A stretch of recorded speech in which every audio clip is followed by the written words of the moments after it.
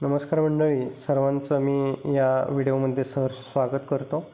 मित्रांनो, नुकतंच महाराष्ट्र राज्याचा आर्थिक संकल्प जाहीर झाला आणि या बजेटमध्ये मुख्यमंत्र्यांनी माझी लाडकी बहीण योजना सुरू करत असल्याबाबतची घोषणा केली.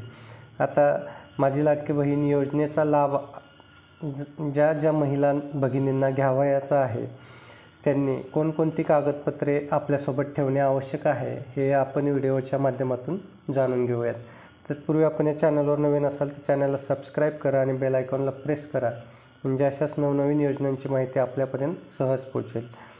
मित्रांनो, सर्वप्रथम या योजनेच्या लाभासाठी आपण ऑनलाईन अर्ज करणे आवश्यक आहे आणि हा ऑनलाईन अर्ज सादर करताना आपल्याकडे आधार कार्ड, तसंच महाराष्ट्र राज्याचं आदिवासी प्रमाणपत्र म्हणजेच डोमासाईल सर्टिफिकेट, तसंच सक्षम प्राधिकारी यांनी दिलेला आपल्या कुटुंब प्रमुखांचा उत्पन्नाचा दाखला.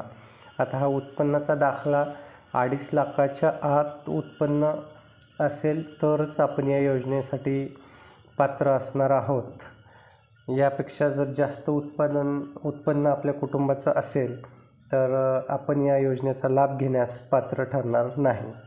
तसेच आपल्या बँक खात्याच्या पासबुकच्या पहिल्या पानाची छायांकित प्रत, पासपोर्ट आकाराचा फोटो, रेशन कार्ड आणि सदर योजनेच्या अटी शर्तींचे पालन करण्याबाबतचे हमीपत्र या अर्जासोबत आपण तयार ठेवणं किंवा या अर्जासोबत भरणं आवश्यक आहे.